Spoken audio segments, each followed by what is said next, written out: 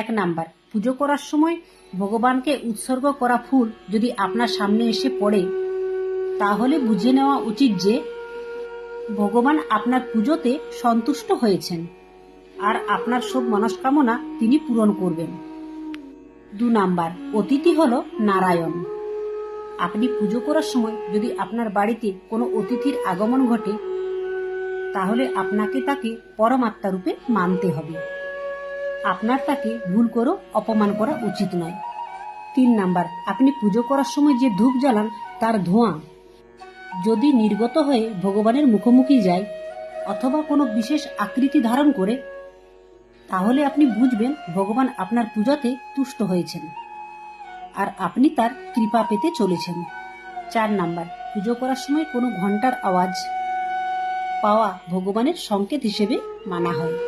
5 number, পুজো করার সময় আপনার বাড়িতে কোনো ব্রাহ্মণ বা কোনো ভিক্ষুক যদি আসে, তাহলে তাকে কখনো ফিরিয়ে দেওয়া উচিত নয়।